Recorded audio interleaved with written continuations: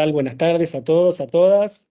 Bueno, nuevamente les damos la bienvenida a este espacio del Instituto de Estudios Judiciales de la Suprema Corte de Justicia de la Provincia de Buenos Aires, a este curso introductorio sobre blockchain, que va a exponer acá el Alejandro Batista, quien gentilmente ha encontrado un hueco en su agenda para poder finalizar este curso que habíamos empezado ya por el mes de septiembre.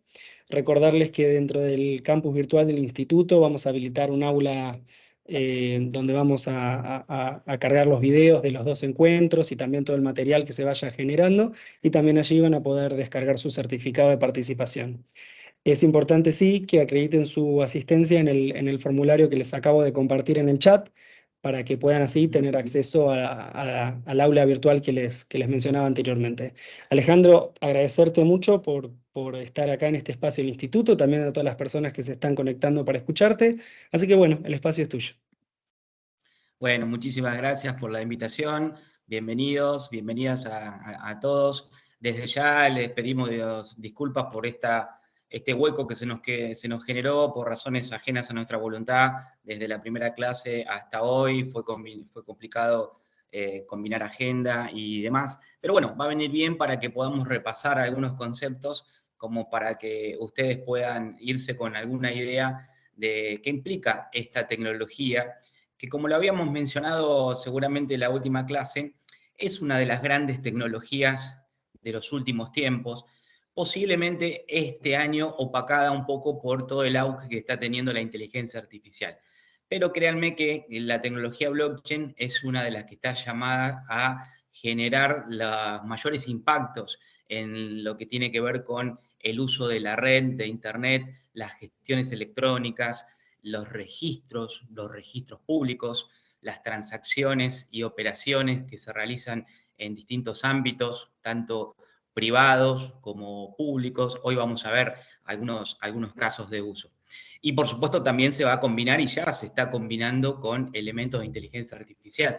Ambas tecnologías pueden utilizarse en conjunto para generar beneficios a los usuarios y a los procedimientos que mencionábamos recién.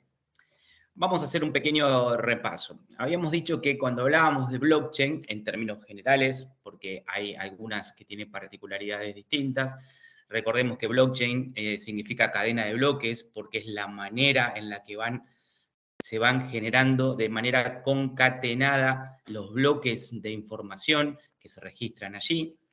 Habíamos mencionado que una blockchain es fundamentalmente una gran base de datos, pero con características particulares. A diferencia de las grandes bases de datos centralizadas, como pueden ser la mayoría de los servicios que utilizamos nosotros, por ejemplo, este servicio de Microsoft Teams, o cuando utilizamos WhatsApp o redes sociales, estamos trabajando o estamos utilizando servicios a través de un servidor central. En cada uno de esos casos, propiedad de una determinada empresa, o de Microsoft, o de Facebook, etc. Y por eso es que muchas veces hemos tenido problemas de conectividad. Cuando hay algún problema con el servidor de WhatsApp, los usuarios nos quedamos sin servicio. Eso es porque se trata de un servicio organizado en una base de datos centralizada. Bien, a diferencia de ese esquema, que es el esquema sobre el cual se desarrolló prácticamente toda la Internet que conocemos, todos los servicios, la gran mayoría de los servicios que nosotros conocemos funcionan de esa manera. Mercado Libre funciona de esa manera, los servicios bancarios funcionan de esa manera, los servicios gubernamentales funcionan de esa manera, los servicios de administración de justicia y las aplicaciones y herramientas que utilizamos funcionan de esa manera. Por supuesto que hay planes de contingencia, es decir, en ninguno de estos casos hay un solo servidor, sino que suele haber servidores de respaldo justamente para casos en los que se genera algún problema. Pero no deja de ser una infraestructura organizada de manera centralizada. Son todos esos servicios. Recién en el año 2009, con la aparición de la primera de las blockchain, que es la blockchain de Bitcoin, y por eso habíamos dicho que Bitcoin es el ejemplo más conocido de blockchain, pero no es lo único que se utiliza, por eso vamos a ver varios ejemplos hoy. En 2009, como decíamos, aparece esta nueva forma de infraestructura tecnológica, que lo que tiene de característico es que esa base de datos no está en un dispositivo o en un servidor, sino que está replicada, compartida y sincronizada en diferentes dispositivos o nodos, como se llaman, ¿sí? Y obviamente, cuantos más nodos o dispositivos conectados hay a esa red, mayor va a ser la fortaleza de esa infraestructura. ¿Por qué? Porque, bueno, si toda la base de datos está compartida y sincronizada en todos estos dispositivos o nodos, si uno de ellos falla, no tenemos ningún problema, porque todos los demás siguen teniendo la información y están funcionando. Si 2 fallan, 3 fallan, 4 fallan, mientras exista un nodo que tenga la información sincronizada, ese servicio va a seguir funcionando. Entonces ahí ya tenemos una característica muy importante de lo que es la seguridad de una red blockchain. ¿Bien? Entonces, ese es un esquema de organización descentralizada. Por supuesto que si tenemos una red descentralizada, tenemos que ver quiénes son los que participan en la red y qué es lo que se puede guardar en esa red. Bueno, en esa red se comparte información. Esa información, en términos generales, esa información que está incluida en una red blockchain, se va a llamar token.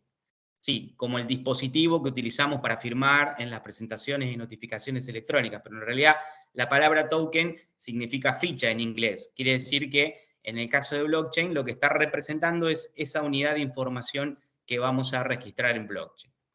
Por ejemplo, ¿cuál es el token más conocido de una blockchain? El Bitcoin, justamente, porque el Bitcoin representa un valor en criptomoneda, un valor de mercado. Ustedes saben que el Bitcoin no tiene una cotización oficial, sino que simplemente es oferta y demanda, y por eso tiene fluctuaciones muy grandes desde que surgió en el 2009 a la fecha. ¿Bien? Ese es un token. Pero un token también puede ser una unidad de información. Imaginemos, por ejemplo, una transacción, un registro de un documento que tenga que ver con un bien inmueble o con un bien mueble, ¿sí? Un dato personal, una información vinculada a determinadas cuestiones personales de cada uno de los usuarios en su interacción con una red. Todos esos elementos pueden formar parte de la información que esté alojada en una blockchain. Entonces, tenemos que la blockchain es esa base de datos descentralizada, distribuida, que se organiza cronológicamente, es decir, que la información se va sumando y que además es inalterable. Fíjense que ahí tenemos muchas características importantes.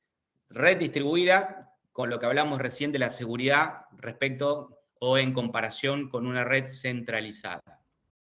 Cronológica, con lo importante que es para cualquier situación poder probar fecha cierta de las transacciones. Y de carácter indeleble o inmutable. ¿Qué quiere decir? Que es un tipo de base de datos donde solamente podemos agregar información.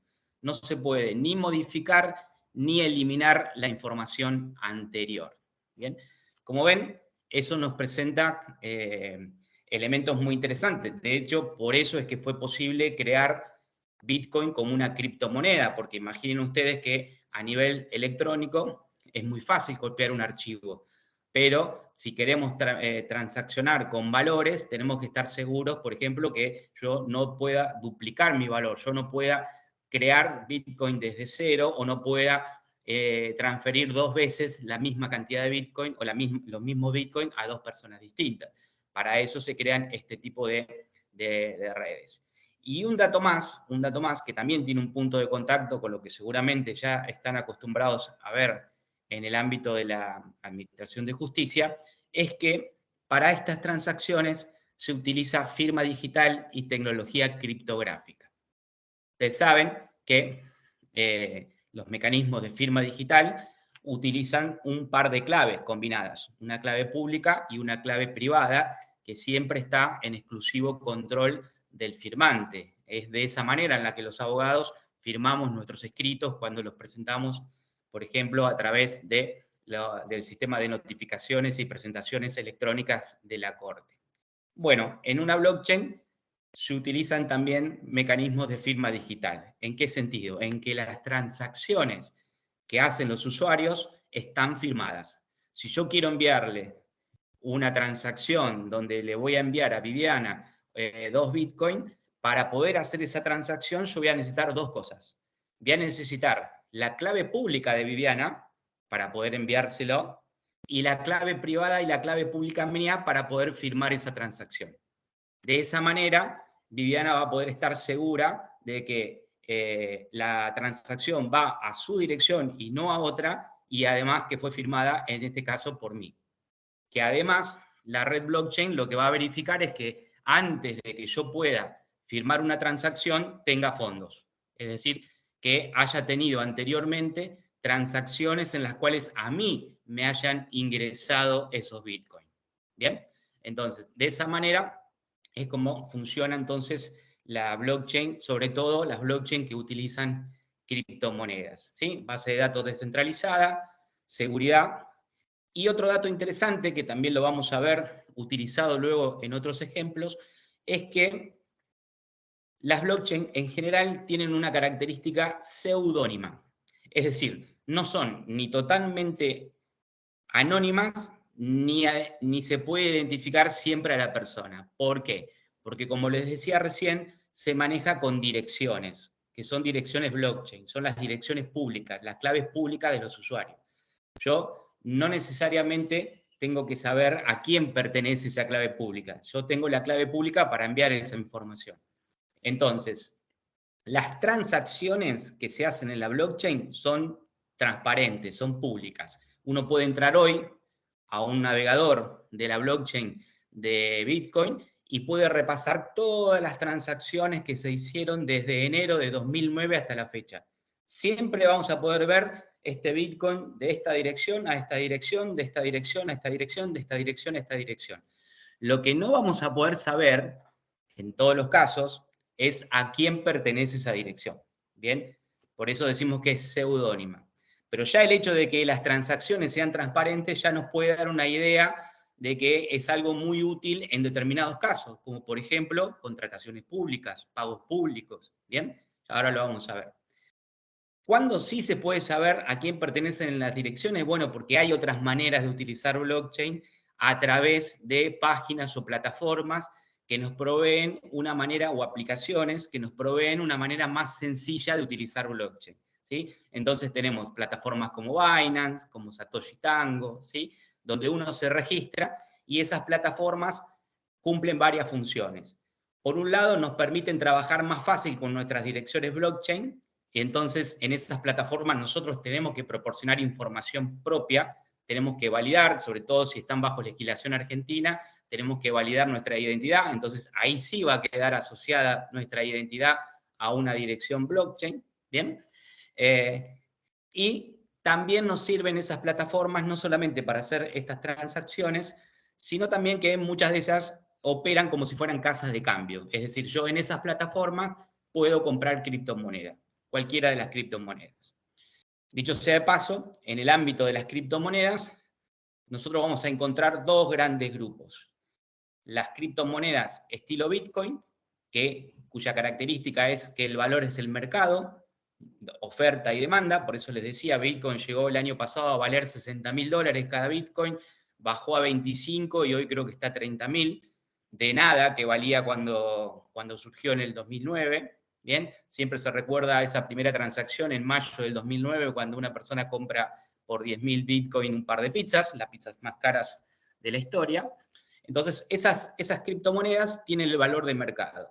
Y luego tenemos otro grupo de criptomonedas que se llaman stablecoins, o monedas estables. ¿Por qué? Porque en realidad su valor está ligado o está colateralizado, es decir, está a la par de otros elementos. ¿De cuáles? Bueno, puede ser de otra moneda, por ejemplo, el dólar.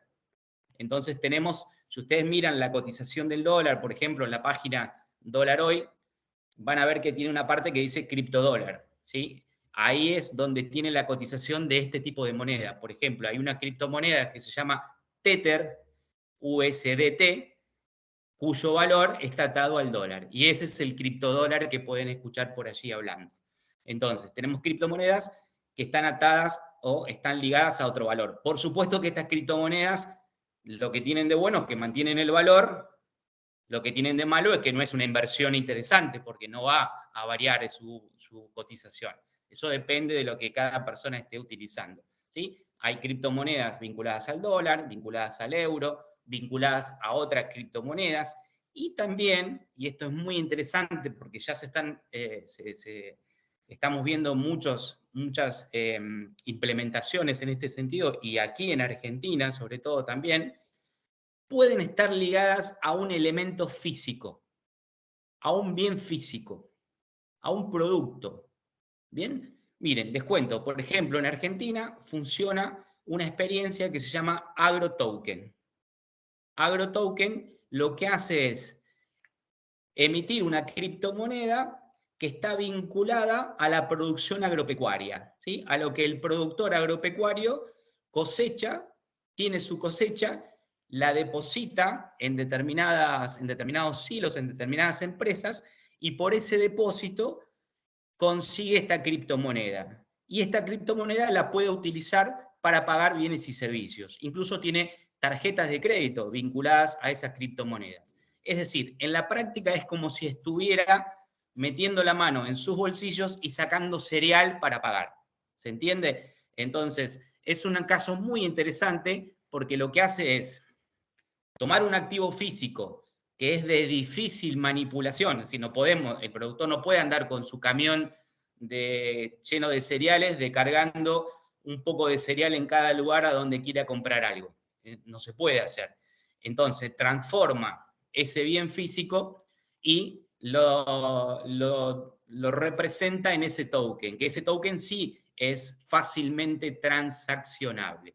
Bueno, así como existe AgroToken, estamos viendo cada vez más experiencias de token que representan otros activos físicos. Por ejemplo, un inmueble también. Hay compañías constructoras, y en este caso lo utilizan mucho para lograr financiamiento.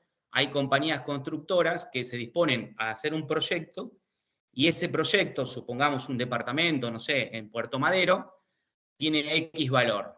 Entonces, quizás no todas las personas puedan tener la inversión suficiente para participar de esa construcción en el modelo tradicional.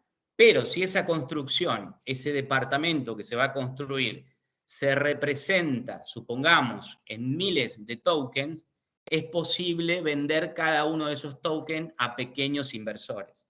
Entonces, cada uno de esos pequeños inversores va a tener un token que se lo podrá guardar o lo podrá comercializar, que representa esa parte del valor de esa inversión inmobiliaria. ¿Y a qué le va a dar derecho? Bueno, le va a dar derecho el día de mañana si ese inmueble se alquila o se vende, etcétera, a esa parte de la ganancia. Como ven, ahí también tenemos otra forma de tomar un bien físico valioso y representarlo en partes intangibles a través de un token. Y todo esto funcionando en esa cadena de bloques con las características que ya les dijimos. Es decir, cada vez que intercambio un agrotoken o cada vez que intercambio un token en una inversión inmobiliaria, lo hago con todos los elementos de seguridad, de transparencia que hablamos de la cadena de bloques. Por eso es tan importante y por eso abre tantas posibilidades. ¿Qué más tenemos para utilizar? Ahora vamos a pasar a ver algunos ejemplos. Bueno, como decíamos, siempre que estemos ante la necesidad de representar algo de manera digital, pero que tenga seguridad, es decir, que no se modifique, que no se pueda alterar, que tenga que contar con fecha cierta e incluso que pueda ser único e irrepetible, podemos utilizar una cadena de bloques. Por eso en el ámbito de la justicia, creo que lo habíamos mencionado ya la reunión anterior, se está trabajando, yo estoy participando de un proyecto justamente en el que se está trabajando en una aplicación móvil, de manera tal que cualquier ciudadano pueda tener esa aplicación móvil, y con más razón profesionales vinculados a la actividad de la justicia. ¿Para qué? Para que en determinadas circunstancias, frente a una constatación física, para poder dejar asentado determinada condición de un inmueble, frente a un accidente de tránsito que quieran dejar constancia de la situación o de los choques o de los daños presentados, puedan rápidamente y de manera sencilla tomar una fotografía que solamente se puede tomar en el momento, es decir, que no se puede elegir una fotografía anterior, ni se puede editar, que esa fotografía esté geolocalizada, con lo cual vamos a tener un dato más, que es la geolocalización de dónde se tomó esa fotografía, y que todo eso quede registrado en blockchain. Entonces eso me permite, o le permite a esta persona preconstituir prueba, técnicamente, ¿sí? Obviamente esto tiene algún punto similar, pero no reemplaza lo que podría ser una constatación notarial. Está claro, digamos, si uno tuviera la posibilidad de tener un escribano siempre al lado, no hay problema, pero eso no es lo que sucede todo el tiempo. Esta sería una variante tecnológica, una variante técnica para lograr llevar o lograr tener la mayor certeza posible en estos casos, sin llegar, como decíamos, a la intervención de un notario. Pero desde tener una simple fotografía que puede ser editada, hoy justamente con los sistemas de inteligencia artificial podemos hacer cualquier cosa. En 2 segundos en un teléfono celular podemos hacer que el escenario de un choque cambie totalmente, que las posiciones de los vehículos cambien totalmente. Entonces, entre una imagen, una simple imagen que puede ser alterada, que puede ser modificada, hasta el otro extremo, que es que constante de propia vista un escribano, bueno, en el medio vamos a poder tener este tipo de aplicaciones que pueden ser muy útiles, como les decía, a la hora de presentar. Por supuesto, después los abogados que intervengan tendrán que presentar en juicio y explicar cómo funciona esta tecnología. Por eso lo interesante de charlas como esta, que nos puedan mostrar las posibilidades que tiene este tipo de tecnología. Bueno, y entonces los distintos países, los gobiernos, las empresas, obviamente los emprendedores, van pensando ideas y van desarrollando proyectos vinculados a blockchain. En nuestro país existe una iniciativa a nivel nacional que es un consorcio de organismos públicos, empresas y universidades que han desarrollado una blockchain especial, una blockchain que funciona con la mayoría de las características que hemos visto, pero por ejemplo no tiene una criptomoneda porque no tiene una finalidad de uso de criptomonedas, sino de justamente asegurar información, que se llama Blockchain Federal Argentina. Yo les voy a compartir la pantalla, todo esto después se los dejo en el aula, pero para que la podamos ver. A ver, Blockchain Federal Argentina, aquí está. Deberían estar viéndola, ¿verdad? Sí, se ve perfecto. Excelente, muchísimas gracias por confirmar. Bueno, como les decía, bfa.ar, que es la dirección, es esta blockchain federal argentina que funciona, como les decía, como un consorcio para brindar servicios basados en blockchain a diferentes ámbitos, combina, como les decía, organismos de gobierno, empresas, universidades, ¿bien? Y tiene distintos casos de aplicación. Se trataría en este caso de una blockchain de las que llamamos híbridas. ¿Por qué? Yo creo que no lo mencioné, pero podemos tener blockchains públicas, blockchains privadas y blockchains híbridas. Pero un detalle, cuando hablamos de público o de privada, no quiere decir qué organismo está detrás. No hay que confundir eso. ¿Por qué? Por ejemplo, la blockchain de Bitcoin son todas personas particulares las que están detrás. Sin embargo, es una blockchain pública. ¿Por qué es una blockchain pública? Porque cualquier persona se puede sumar. Cualquier persona puede participar simplemente con un dispositivo, que hoy en día puede ser un teléfono móvil, puede participar de esa red blockchain. Luego, hay otras blockchain que son privadas, independientemente de que de atrás pueda haber un organismo público, que son privadas, ¿por qué? Porque solamente pueden participar determinados usuarios que están previamente habilitados en esa blockchain. Y las híbridas combinan estas dos cosas. En el caso de Blockchain Federal Argentina es híbrida, ¿por qué? Porque si bien cualquier persona puede participar y sumarse a la blockchain para formar parte de esa base de datos y tener una copia de la base de datos que forma la Blockchain Federal Argentina, no todos pueden escribir información en esa blockchain. Hay determinados nodos especiales que en el caso de la Blockchain Federal Argentina están previamente habilitados y que van a intervenir por sorteo para poder incorporar la información a esa blockchain.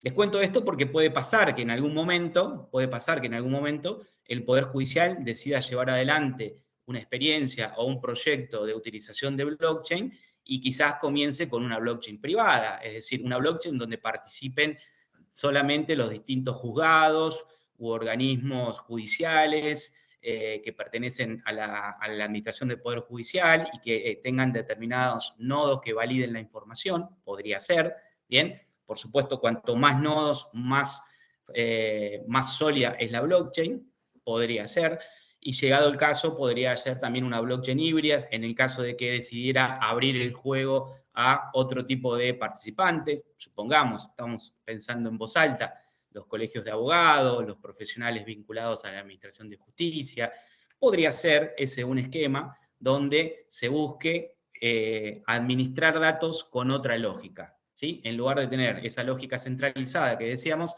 administrarlo con una lógica descentralizada. Bueno, ¿y qué tenemos aquí? Bueno, aquí van a encontrar información sobre qué es la blockchain, pero vamos a ver fundamentalmente qué es la Blockchain Federal Argentina, ¿sí? Fíjense, tenemos organismos, o mejor dicho, participantes que provienen, como decíamos, del ámbito académico. Hay gobiernos de todos los niveles, gobierno nacional, gobiernos de provincia, Ciudad de Buenos Aires y algunos municipios del interior del país. Organismos u organizaciones de la sociedad civil que participan, ¿sí? Y le dan contenido y conservación a esta Blockchain Federal Argentina. Vamos a ver algunos de los casos de uso, ¿bien? ¿Y por qué? ¿Qué aporta? Bueno, lo que estábamos hablando hace unos minutos. Aporta transparencia a la información que se sube a la blockchain, que puede ser auditable, la confiabilidad que implica este modelo de funcionamiento descentralizado y la seguridad que permite trabajar sin intermediario, que esa es otra de las características. Cuando se creó Bitcoin, la idea de quienes crearon Bitcoin era justamente lograr una moneda digital que no requiriera de ningún intermediario para funcionar. ¿Por qué? Porque ¿cuáles son los intermediarios indispensables hoy en día en el dinero tradicional? Bueno, tenemos básicamente dos: los gobiernos, que son los que emiten el dinero, y los bancos. Pero blockchain permite prescindir de esos intermediarios y poder operar directamente entre personas. Bien, como les decía, en este caso no está pensada para una criptomoneda, no la necesita para aprovechar las ventajas. Como ven, no todas las blockchain tienen una criptomoneda. Bien, y bueno, y tiene características importantes para poder darle difusión y utilización, que es la manera en la que funciona y que las transacciones no tienen costo en el uso de la Blockchain Federal Argentina. Vamos a ver algunos ejemplos. Vamos a ver casos de uso. Miren, recién les comentaba, hay organismos que están trabajando y aplicando en parte de sus procedimientos, de sus procesos de gestión, tecnología blockchain, ¿bien? Como pueden ser el Estado en su relación con el sector privado para todas las actividades que tienen que ver con licitaciones públicas. Ustedes saben, es una actividad muy importante porque se manejan fondos públicos, porque es muy es muy relevante y es fundamental la transparencia y la posibilidad de auditar este tipo de circuitos. Entonces, aquí es donde aparece Blockchain Federal Argentina, aportando estos elementos de seguridad, transparencia y posibilidades de auditoría. ¿Bien? Aquí van a encontrar después, esto se los dejo en el aula para que lo puedan recorrer tranquilo, pero interviene la blockchain en distintas etapas del proceso de licitación. Imaginen, por ejemplo, todos tenemos más o menos en la cabeza la idea de una licitación. Si recuerdan, bueno, hay un pliego, por lo pronto el pliego tiene que estar firmado, sellado y demás para evitar cualquier tipo de problema. Tenemos fechas que hay que cumplir y blockchain puede gestionar automáticamente esas fechas porque creo que lo mencionamos en la clase pasada, pero si no se los recuerdo también ahora, en la blockchain, y sobre todo en algunas blockchain, como la de Ethereum, que es diferente a la de Bitcoin, no solamente se puede registrar información, sino se pueden ejecutar programas en esa blockchain. Y algunos de esos programas se denominan smart contract o contratos inteligentes. ¿Bien? Son programas que se ejecutan automáticamente dependiendo de que se vayan cumpliendo algunas condiciones, que pueden estar dentro de la propia blockchain o con un dato que pueda venir fuera de la blockchain. Como les decía entonces, el cumplimiento de los plazos y de los requisitos necesarios según la normativa y que estén de esa manera programados en la blockchain pueden ser controlados por un smart contract, sin necesidad de una persona y sin la vulnerabilidad que puede implicar la decisión de una persona. ¿Bien? Si pensamos bien o si pensamos mal, ¿sí? En esos casos. Y otro aspecto muy interesante en el caso de las licitaciones, también seguramente a ustedes lo tienen presente, es el tema de las ofertas, ¿sí? Las ofertas tienen que ser cerradas, los posibles oferentes no tienen que conocer las ofertas de los demás de antemano, ¿bien? Bueno, entonces aquí es donde aparece también la tecnología blockchain. Si recuerdan, dijimos que trabaja con criptografía, entonces los oferentes pueden redactar sus ofertas, firmarlas digitalmente, generar un hash, creo que esto lo hablamos la clase pasada, ¿se acuerdan? Esa secuencia de números y letras que viene dada por la cantidad de unos y ceros que hay en un documento y que es única. Bueno, generar el hash de la oferta y presentar el hash al organismo público que está haciendo la licitación. Entonces, cada oferente lo que presenta es el hash. El hash no dice nada, solamente es una combinación de números y letras, es imposible, sabiendo esa combinación, llegar al documento original. Entonces, allí se cumple de manera acabada la privacidad y la reserva de las ofertas. Luego, una vez cerrado el periodo y cuando se tienen que abrir las ofertas, ahí sí, los oferentes acompañan los documentos que tengan que ver con la oferta junto con el hash. Entonces, ¿qué hace el organismo o qué hace el smart contract? Compara el hash de ese documento con el hash presentado en tiempo y forma. Si coincide, ¿qué quiere decir? Quiere decir que el documento de la oferta ya existía antes de la fecha de cierre y que además no se le cambió ni siquiera una coma de esa redacción. Como ven entonces, este circuito permite lograr una capa de seguridad que va por encima de las previsiones de seguridad que uno le pueda dar a nivel de personas, ¿sí? Uno puede poner muchos controles en los procesos de contratación, pero si además de los controles personales o procedimentales que podemos tener, le agregamos controles de tipo automatizado, tecnológico, informático, logramos mejores condiciones de utilización. Bien, bueno, este es uno de los casos de uso que se está haciendo para la administración pública. Otro caso que les comentaba, todo esto para ver que blockchain sirve para muchas cosas más allá de las criptomonedas. Trazabilidad de alimentos. Hoy en día es muy importante, cada vez más importante, la información al consumidor. por ejemplo, sobre la cadena de transporte, de mantenimiento, de producción, de origen de determinados alimentos. Bueno, cada vez más empresas, Walmart fue una de las primeras en el mundo en implementar para ciertos productos tecnología blockchain, porque lo que quería era garantizar la procedencia y la cadena de traslado de sus productos. ¿Esto cómo se hace? Bueno, se hace registrando información del producto en cada una de esas etapas en blockchain, ¿sí? Entonces, desde su producción se registra el producto, cuando pasa a quien tiene que trasladar el producto, se vuelve a cargar información. Normalmente esto está vinculado a un código QR del producto, donde además el usuario puede seguir esa información. Y en cada una de las etapas de comercialización o de transporte del producto, esa información va quedando registrada. Registrada, como decíamos antes, de forma cronológica, de forma inmutable y de forma transparente. Entonces, eso le da al consumidor final información fehaciente, no se puede alterar eso.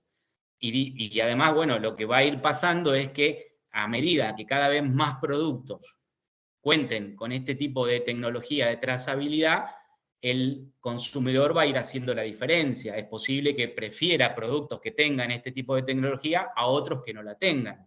¿Bien? También es interesante la trazabilidad para cuando efectivamente el origen del producto sea importante, ¿sí? Los que recuerden por allí o tengan alguna idea, habrán escuchado de marcas que son en realidad denominaciones de origen, ¿sí? Si hablamos del queso Roquefort, es el queso que proviene de esa región, y solamente se puede llamar Roquefort si proviene de allí, si no se llamará queso azul. O el champán, lo mismo, se llama así si proviene de esa región de Francia, si no será vino espumante. O nuestros vinos en Mendoza, ¿bien?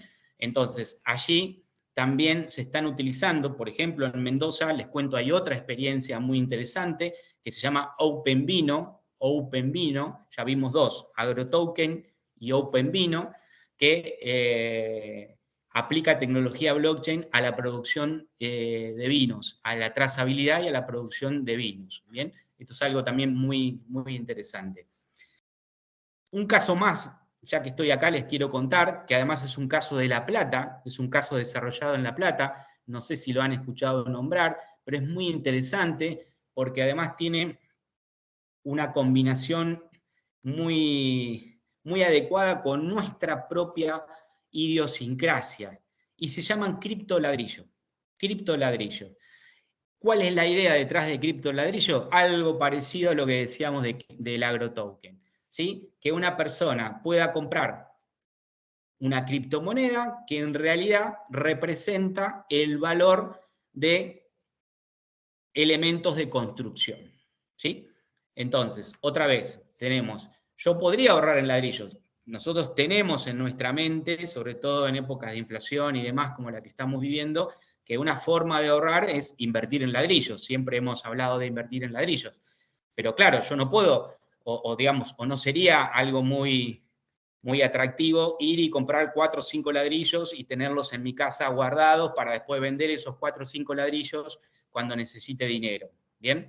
En cambio, criptoladrillo lo que hace es intervenir en esa manera y entonces emite esa representación de los ladrillos que sería un token, que sería un criptoladrillo, un criptolad. Entonces, lo que hace es permitir que las personas puedan ahorrar en elementos de construcción, en materiales de construcción. Es una iniciativa nueva, comenzó el año pasado, se está desarrollando, cada vez se van sumando más empresas, porque obviamente por un lado está el desarrollo de la tecnología y de la idea de criptoladrillo, y por otro lado están las empresas de construcción, de materiales de construcción, que son las que finalmente, cuando yo voy con mi criptoladrillo, con mi token, puedo comprar los materiales de construcción. Bien, entonces, una tarea clave de esa iniciativa es lograr que cada vez más empresas de construcción, de materiales de construcción, se puedan sumar a esa iniciativa. Pero fíjense qué interesante esto de tomar esa idea que está en nuestra propia cultura, que es la de ahorrar en ladrillos, y utilizar la tecnología blockchain para hacer posible de manera más sencilla esa idea de ahorrar en ladrillos. Ahí tenemos otra forma de utilización de blockchain muy interesante. Y la tercera que podemos ver aquí en Blockchain Federal Argentina es la de los títulos académicos. Dijimos que es importante también certificar información. Bueno, los títulos académicos, los títulos profesionales que emiten las universidades de nuestro país es una información muy importante. Saben que cada tanto puede aparecer, se da sobre todo en títulos secundarios, en menor medida en títulos universitarios, pero cada tanto puede aparecer alguna situación de algún título falso, apócrifo, falsificado, ¿bien? Entonces es importante dotar de la mayor seguridad posible a estos documentos públicos, ¿bien? En beneficio de todos, en beneficio primero de la persona propietaria, digamos, o que ha obtenido ese título, pero también de la sociedad toda, ¿bien? Bueno, y sobre todo en los últimos años que tenemos la posibilidad de generar títulos electrónicos, se comenzó a pensar en la idea de agregar tecnología que le sume seguridad a esos títulos electrónicos. En un primer momento, por ejemplo, la Universidad Nacional de La Plata seguía emitiendo los títulos en papel, los títulos en cartón, con todas las medidas de seguridad que allí se utilizan en cuanto a las obleas, los sellos, las firmas y demás. Y además le ponía a disposición de los egresados una copia en PDF, pero era simplemente una copia. Hoy en día eso ha cambiado y de hecho la norma es al revés ahora. Ahora los títulos son en formato digital y si la persona quiere, es más, no sé si no hay algún tipo de costo allí, puede mandarse a imprimir ese título para tener un título en papel. Pero el título original, el original ahora es en formato electrónico. Y en ese formato electrónico van a intervenir estas tecnologías que estamos mencionando, tanto la de firma digital como la de sello de tiempo y blockchain. ¿Bien? Aquí ustedes van a poder ver después, con más tiempo, el circuito. Es bastante sencillo, el circuito sobre el cual funciona la emisión de estos títulos, vinculando a la persona o el interesado que solicita el título, la unidad académica, supongamos una facultad, que es la que va a emitir el certificado de materias aprobadas y lo va a firmar, sellar y registrar en blockchain, con lo cual ya eso queda congelado, no hay manera de modificarlo, ni de sustituirlo, ni eliminarlo. Esa información va a pasar luego, por ejemplo, a la universidad, donde se va a validar esa información. Aquí también pueden intervenir contratos inteligentes para validar que los sellos y las firmas que provienen de la facultad sean las que están autorizados para hacerlo. La universidad entonces va a validar esa información y va a hacer su propia intervención, donde se va a confeccionar este archivo PDF con la información que ya proveyó la facultad de la persona que está tramitando ese título. ¿Bien? Se genera también una especie de oblea electrónica que va a ir añadida a ese documento y se sigue todo un circuito para poder verificar hasta que el documento se entrega directamente al estudiante y se lo puede guardar con esa característica. Que además, cada una de las copias que pueda hacerse de ese documento no altera el documento, con lo cual el interesado puede tener tantas copias como desee de ese documento, que es su título original. ¿Bien? Ok. A ver, acá volví. ¿Vamos bien por acá?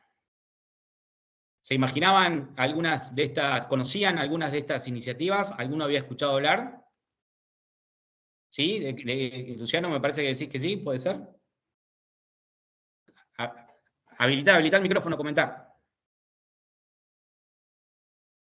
¿No puedes habilitar el micrófono? A ver si yo te lo habilito. Ahí ya te estoy habilitando, ¿eh? Ah, Ahora muchas sí gracias. tendrías que poder desmutearte, fíjate. Hola. Sí. Hola, ¿ahí está? Ahí está. El de criptoladrillo no lo conocía, el de AgroToken sí. Después había, bueno, y la cosa como es la blockchain federal también por el tema del registro de títulos universitarios también.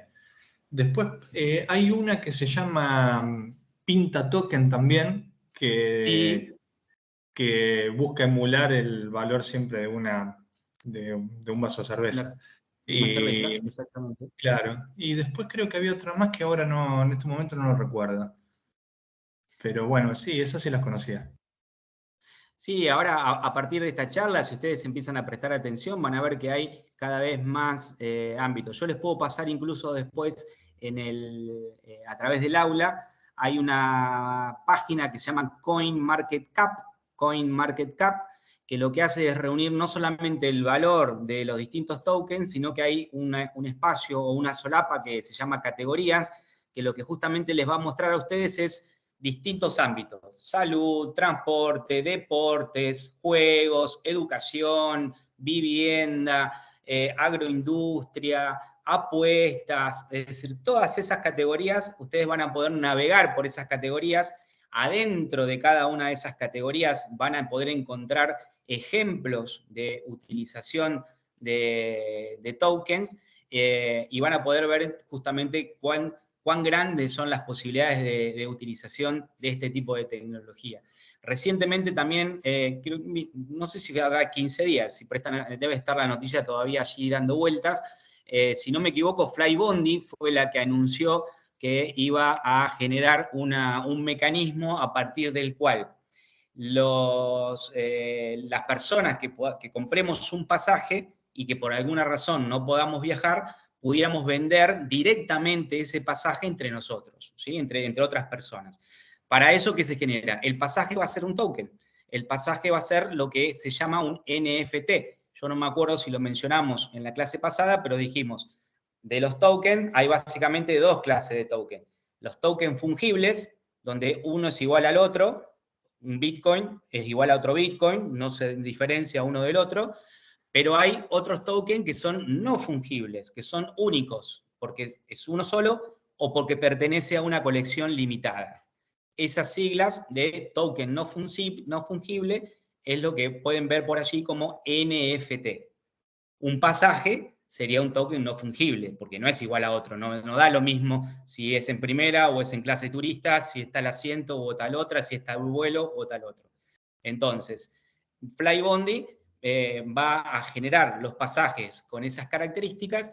Entonces, las personas, los consumidores, los clientes que compren pasajes y por alguna razón no puedan volar, van a tener la posibilidad de intercambiar o vender ese tipo de pasaje a otras personas, y las otras personas lo van a poder comprar contando con todas estas medidas de seguridad.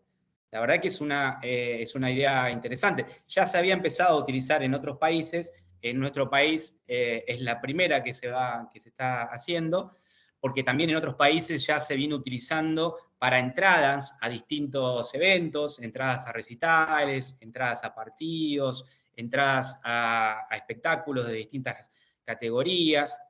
Otra función que tienen los tokens no fungibles también es representar la identidad de la persona o los atributos de una persona. ¿Para qué? Para votar o tomar decisiones en una organización. ¿Bien? También sirve para eso. Entonces, bueno, tenemos esta tecnología que, como les decía, es muy interesante. Tenemos que prestar atención hacia dónde va a ir, cómo se va a combinar con inteligencia artificial hoy en día. Y quería cerrar con un ejemplo ya directamente vinculado con la administración de justicia. No sé si han escuchado hablar de la plataforma Kleros. ¿Alguien la ubica? No. Bien.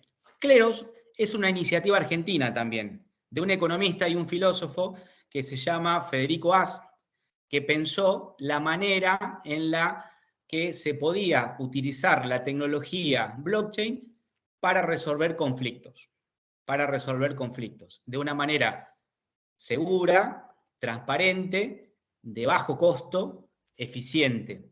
Ese primer proyecto se llamó CrowdJury. CrowdJury. CrowdJury se presentaba, su página web, recuerdo perfectamente porque cuando dábamos, lo presentaba en alguna clase e impactaba mucho porque su presentación era una justicia sin jueces ni abogados. Así se presentaba la página, CrowdJury. Les voy a compartir una presentación y les cuento un poco de qué trata eso que era CrowdJury, ahora se llama Kleros y está funcionando. Vamos a ver. Para que veamos ahí se ve, ¿no? Ahí se ve una presentación que dice Kleros, una justicia descentralizada. Sí, se ve. Perfecto, bien. Bueno, la idea, entonces, como decíamos, es apelar ya no solamente a una plataforma descentralizada, porque de hecho Kleros utiliza la blockchain de Ethereum, que además es la blockchain que yo les contaba recién que permite ejecutar contratos inteligentes, a diferencia de la de Bitcoin, que solamente está prevista para las criptomonedas Bitcoin. Decía, no solamente se llama una justicia descentralizada por la tecnología que está detrás, sino también vamos a ver por la manera en la que se resuelven los casos. Bien. Básicamente, para que tengamos en cuenta a qué se parece Kleros, a un arbitraje. En el fondo es un arbitraje, pero vamos a ver cómo funciona ese arbitraje y qué incentivos hay para que personas que no se conocen entre sí obren de manera honesta, ¿sí? Que no haya problemas de sesgos ni de ventajas o de beneficios a una parte sobre otra. Es una decisión de arbitraje. Como tal, por ahora, solamente es posible si las partes deciden, ¿sí? Someterse al arbitraje, ¿sí? Es una decisión voluntaria. Puede ser que las partes redacten un contrato y que en el propio contrato pueden establecer como cláusula de arbitraje someterse a Kleros. O que, posteriormente, habiendo algún conflicto, habiendo alguna disputa, decidan derivar esa resolución del conflicto a Kleros. Kleros está pensado para dos clases de situaciones, o situaciones en las que el monto es muy poco, con lo cual todos sabemos que llegar al sistema judicial no es gratis, conlleva sus costos, contratar abogados, pagar las tasas o los gastos que tienen que ver con llevar adelante un juicio, ni hablar los tiempos que pueden demorar. Y la otra situación, eso cuando los montos son muy pocos, hace antieconómico, ¿sí? Que vayamos a una disputa judicial. Y el otro gran caso de uso son los que se ven cada vez más en nuestra economía digital. Personas que contratan o intercambian bienes y servicios en distintas jurisdicciones. Alguien que está en Argentina que le contrata a una persona en Panamá el diseño de una página web o de una aplicación. Si hay un conflicto entre estas dos personas, ninguna de las dos se puede trasladar para litigar en la jurisdicción del otro. Eso sería un inconveniente. Bueno, allí hay entonces esas dos grandes situaciones son un campo interesante en el cual opera Kleros. Y Kleros utiliza tecnología blockchain y también utiliza mucho de sociología porque aplica teoría de los juegos para ver cómo se van a comportar los jurados que van a tomar las decisiones en los conflictos que estén sometidos al tratamiento de Kleros. ¿Bien?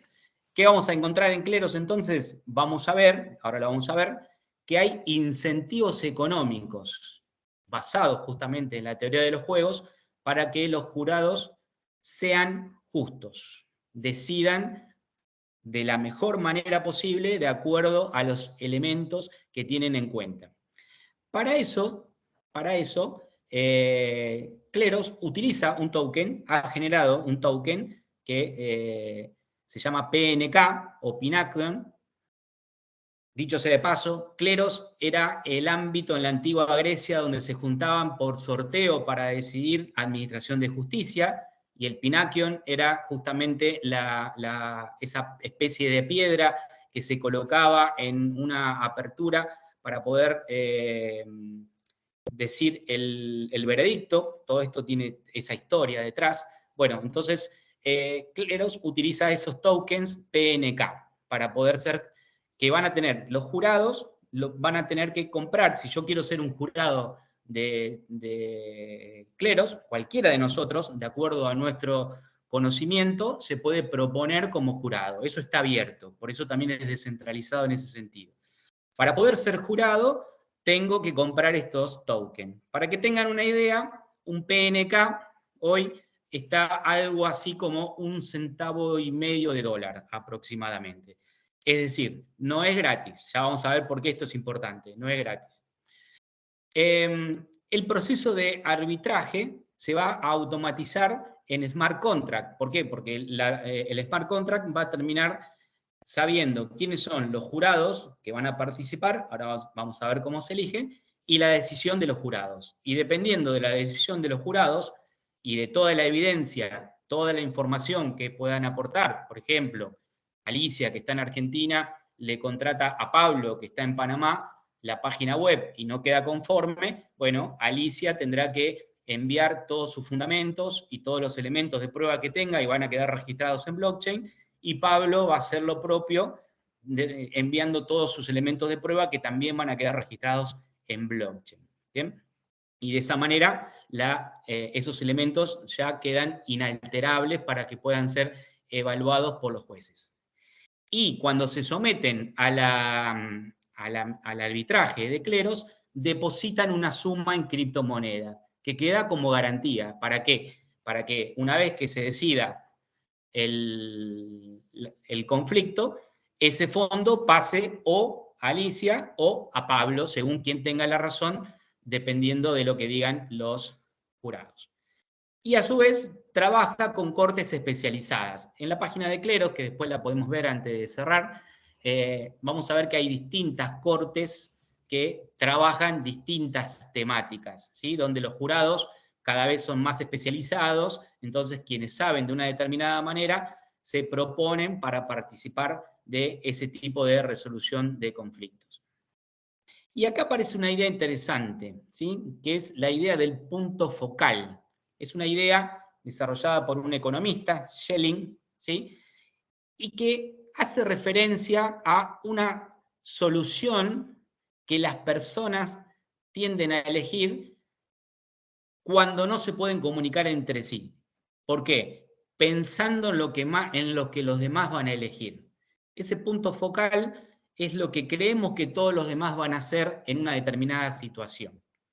¿Y cómo se aplica esto a Kleros, al sistema de resolución de conflictos de Kleros? Bueno, se aplica a la decisión de los árbitros. ¿Por qué? Porque lo que se va a buscar es que los jurados analicen la prueba y voten con su mayor honestidad, pensando en cómo van a votar los demás también. ¿Por qué? Porque los árbitros, cuando se proponen y son elegidos para participar de un conflicto, para decidir, tienen que depositar una cantidad de PNK, ¿sí? De las criptomonedas. ¿Bien? Y luego tienen que esperar la resolución de los jurados, que son siempre impares, o la mayoría de las veces. Hay pequeños conflictos que no requieren de un jurado impar, pero la mayoría son 3 o 5. ¿Y qué va a suceder? Aquellos jurados que voten como votaron la mayoría van a recibir una recompensa, mientras que los jurados que voten diferente a la mayoría van a perder una parte. Habitualmente es un 10%. Quienes votan de la manera en la que se resuelve el caso tienen un 10%, recuperan los PNK que pusieron y reciben un 10% más, mientras que los que votan de otra manera pierden un 10%. Entonces, ¿esto qué hace? Que cada jurado lo piense bien a lo que va a hacer. Es decir, si yo soy un jurado que por alguna razón quiero favorecer a alguna de las partes más allá de la prueba, porque lo más probable es que si todos vemos las mismas pruebas y todos tenemos más o menos la misma análisis de las pruebas, todos vamos a decidir de la misma manera. Pero si yo soy un jurado que soy poco honesto, que quiero favorecer a una de las partes, y entonces, a pesar de la prueba, decido de otra manera, pierdo dinero. Entonces ahí tenemos un incentivo económico a ser honestos. ¿Bien? Aquí simplemente les dejé, esta presentación por supuesto también se las dejo para que la puedan ver, algo más o menos de lo como les estaba contando de un caso. ¿Sí? Los jurados se seleccionan aleatoriamente basándose en la cantidad de PNK depositados. ¿Esto qué quiere decir? Si yo soy jurado y quiero que me elijan, apuesto, pongo más PNK para tener más chances de que me elijan. Es como si comprara más números de una rifa. Cuanto más PNK yo ofrezco, más probabilidades tengo que me elijan para resolver en una disputa. Los jurados, como decíamos, revisan las evidencias y emiten su voto en secreto. Esto es importante también. Y aquí otra vez entra la tecnología criptográfica de blockchain. ¿Recuerdan? De la misma manera que lo mencionamos en el caso de las contrataciones públicas, de las ofertas, los jurados emiten su voto en secreto, de manera criptográfica. Por lo tanto, ninguno puede saber de antemano cómo votó los demás, como para poder votar con la mayoría, sino que se abren todos al mismo tiempo. Cuando los votos se hablen, cuando las decisiones se hacen públicas, como decíamos, la mayoría es recompensado. Supongamos que en este caso, acá habla de Ana y Juan, yo le estaba hablando de Alicia y Pablo, es lo mismo. Supongamos que deciden que en realidad la página web estaba bien hecha de acuerdo a los parámetros pedidos por Alicia, entonces el contrato inteligente toma ese veredicto y libera ese fondo que había quedado guardado en garantía a Pablo para poder pagar su trabajo. Entonces el veredicto se ejecuta de manera automática, no hay que ir a ejecutar eso. Eso es una gran diferencia con lo que puede ser un juicio arbitral en nuestro Código Civil y Comercial. Nosotros, en nuestra justicia tradicional, en el Código Civil y Comercial, de procedimiento civil y comercial, podemos generar un arbitraje, pero la decisión de esos árbitros la vamos a tener que ir a hacer ejecutar luego a la justicia. ¿Sí? En cambio, aquí, como ya está depositado en lo que se llama un escrow o una garantía, el monto en disputa, una vez que se resuelve, se ejecuta esa sentencia o esa decisión de los jurados y ese monto va a una de las dos partes de acuerdo a la que tenga razón según el jurado. ¿Bien? Bueno, esto es lo que les decía recién, el PNK, el token de cleros, se utiliza para eso, para poder tener más chances de los jurados de poder participar. La selección es aleatoria dentro de los jurados que se inscriben de manera pública, abierta para determinadas cosas. Ustedes me dirán, bueno, yo me puedo inscribir en un montón de cortes diciendo que soy especialista en todo, pero ¿qué va a pasar? Y lo que va a pasar es que si yo salgo seleccionado en alguna corte en la que yo me inscribí sin saber demasiado, ¿qué va a suceder? Y lo más probable es que pierda. Y si lo más probable es que pierda, voy a perder dinero. Con lo cual, no es una actitud que pueda sostener en el tiempo. Al contrario, el incentivo está dado por otro lado. Está dado para que yo me anote en aquellas cortes o en aquellos temas en los que realmente sé para poder decidir. Porque de otra manera, insisto, los jurados pierden dinero. Piensen en esta lógica, piensen en jueces en una cámara. Supongamos, vamos a hacer un ejercicio de imaginación, supongamos que estamos en una cámara donde hay 3 jueces, los 3 jueces tienen que decidir de acuerdo a las pruebas, ninguno de los 3 se puede hablar entre sí, los 3 tienen que analizar la prueba y los 3 tienen que poner dinero de su bolsillo en depósito para ver cómo sale la sentencia. Y si las 3 votan de la misma forma, recuperan el dinero, y si uno vota de distinta manera y otros 2 de otra, los 2 que votaron a favor y ganan la sentencia, ganan la solución, recuperan su fondo y el otro lo pierde. Imaginen esa situación. Bueno, esto es lo que se da con la votación en cleros. Se realiza, como decíamos, de manera transparente a través de estos mecanismos criptográficos que mantienen el voto de los jurados de manera oculta hasta último momento, y ahí sí ya se devela. Aquí utilizamos, como ven, el hash, decíamos lo mismo, el voto puede estar redactado, pero se hashea, se genera un hash, y lo que se deposita es el hash, y luego sí se revela el voto para ver cómo funcionó y qué es lo que sucedió. La verdad es que es una iniciativa muy interesante, está funcionando en varios países, ha sido distinguida en distintos organismos. Ahora les voy a mostrar un poco la página para terminar, así ya les queda también. Como les decía, además tiene el adicional de que fue creado en Argentina, no fue creado por ningún abogado, dicho sea de paso, ¿sí? Economista y profesor de filosofía, ¿sí? Y se utiliza, como decíamos, por ejemplo, para mercados o para contrataciones en mercado electrónico, como eBay, como plataformas como Amazon, para reclamos de seguros de poco monto, ¿sí? Para reclamos o conflictos a partir de publicaciones en las redes sociales, donde se pueden reportar uso indebido de material o violación de copyright y demás. Son pequeños casos que esta plataforma puede abordar.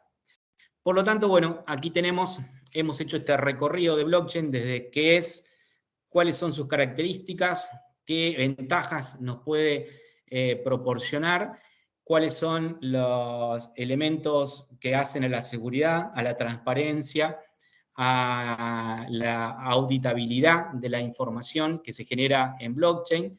Vimos que tiene una aplicación conocida que es la de criptomonedas, pero que no es la única. Vimos que hay tokens que funcionan como criptomonedas, Bitcoin, pero hay otros que funcionan de otra manera, relacionados a otros bienes o a otro dinero o a otros tokens, y cómo eso puede permitir mejorar el flujo económico en diferentes mercados. Vimos cómo los países, en nuestro caso Argentina, con la blockchain federal argentina, desarrolla y ofrece servicios de blockchain para distintos casos, entre los que estaban las compras y contrataciones, la trazabilidad de alimentos, la emisión de títulos públicos, y terminamos hablando de este caso bien concreto, muy cercano a lo que puede ser, a lo que es, digamos, la administración de justicia. Por supuesto, en escala y para determinadas situaciones, pero es un ejemplo interesante. Habrá que ver de qué manera puede seguir evolucionando. Es un proyecto que sigue trabajándose permanentemente, pero bueno, que nos muestra esta posibilidad de una justicia descentralizada, transparente, eficiente y para muchas situaciones en las cuales quizás no, el sistema judicial tradicional no sea la mejor respuesta. Por eso digo, no es que está en contra ni viene a suplantar al sistema judicial, sino que puede permitir puede mejorar el acceso a la justicia en ciertos casos donde el sistema tradicional, como decíamos antes, por distintos motivos, por distancia, por costos, por localizaciones diferentes de las personas involucradas y demás, puede ser un obstáculo. Bien, acá hay una alternativa. No es la única, hay otra que se llama Jur, si no recuerdo mal, a nivel internacional, pero son 2 o 3, no más, y esta es Argentina, las que están funcionando con estas características. Muy bien. ¿Qué les pareció? Saquen el micrófono, opinen todo lo que quieran ahora, estaría bueno que hagamos un último intercambio. Yo me comprometo a dejarles todo este material en el aula virtual y les voy a dejar mi correo también, por supuesto, para que quien quiera avanzar o leer un poco más. Les cuento, yo acabo de publicar un capítulo en una colección que se llama Blockchain y Derecho, una colección que está dirigida por Gastón Bieli, muy, muy, muy completa, que tiene 5 tomos hasta ahora. La pueden encontrar por allí si quieren ver algo, pero de todas maneras hay muchos artículos dando vuelta. Hay cursos gratuitos. Federico Ast, como les decía, el fundador de Cleros, tiene un curso gratuito en Coursera. No sé si conocen las plataformas de cursos virtuales, que hay varias que son gratuitos esos cursos. Allí pueden hacer un curso de blockchain si les interesa, para conocer mucho más de estos detalles, con videos y explicaciones. Coursera, ya les digo, yo todas esas cosas se las puedo enviar a través de la plataforma y quedo a disposición para lo que ustedes necesiten. Por mi parte, muchísimas gracias por conectarse. Les vuelvo a pedir disculpas. La verdad que fue una cosa de fuerza mayor cuando no pude dar la clase anterior y casi no puedo dar estas. Casi. Pero bueno, pudimos conectarnos y hacerlo. Así que les agradezco muchísimo la conexión, el interés y la buena voluntad que han demostrado. Muchas gracias a vos, Alejandro, bueno, a todas las personas que nos han acompañado a estos 2 encuentros. Y bueno, en el día de mañana van a estar recibiendo información acerca de cómo ingresar al campus virtual y ahí ver el material y también descargar sus certificados. Así que agradeciéndoles de nuevo, especialmente a vos, Alejandro, nos volvemos a ver pronto y buenas tardes. Muchas gracias, buenas tardes, hasta luego. Nos vemos.